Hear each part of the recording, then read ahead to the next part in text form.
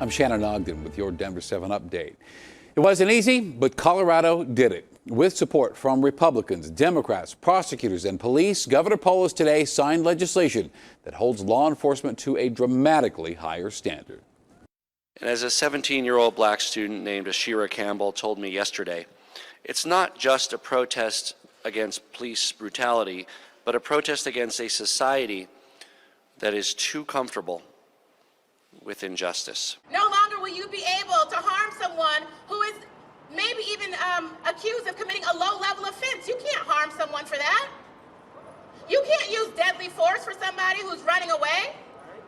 You can't use deadly force for somebody who is camping in a campground. No longer will you be allowed to use chokeholds in Colorado, because apparently we have to tell people that. Now, all of this was made possible not only by the death of George Floyd, but by those of you who refuse to stay quiet about it. Tonight, Denver 7's Micah Smith is going 360 on activism. Then, to me, Juneteenth means freedom. When in 1865, the Emancipation Proclamation was actually put and declared in our communities and to our people. I am Juneteenth. To me, Juneteenth means taking off those mental shackles that America has put you in. It's time for us to be able to wake up, understand who we are, read more, and to be able to understand the only thing we could lose in America is our chains. On the day the last slaves found out they were free 2.5 years after the Emancipation Proclamation, this Juneteenth, each of these young activists are taking part in a movement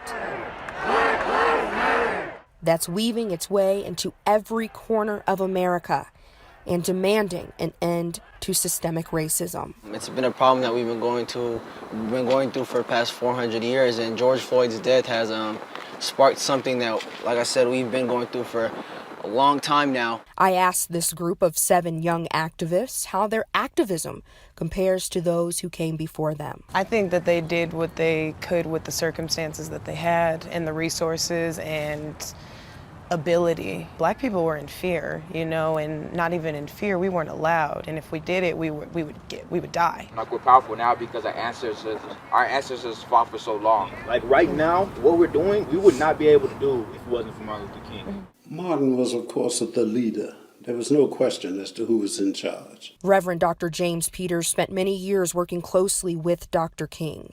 He says, much like the young leaders of today, Dr. King was also criticized for his tactics. They criticized him when he used children, school children, in the demonstrations in Birmingham. He stood at that rail and he said, your children will get lessons today far more important than the problems of American democracy.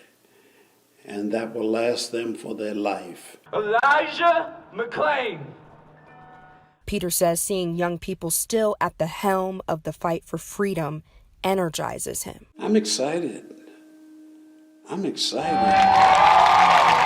What I think is different now and the earlier marches, this one has caught on all across the country. People see the picture of that man dying with a foot on his neck. And they are appalled. George Floyd's final moments were captured on social media for the world to see. We're focusing on the future. And Dr. Vern L. Howard, the chairman of the Dr. Martin Luther King Jr. Day Holiday Commission, says social media is fueling this movement. People are literally filming and watching what's going on in real time. Whereas with yesteryear, that wasn't the case. Social media is also where this group says they empower each other to discuss reform and changes to systems like policing. What we need more than ever is more transparency in the police system.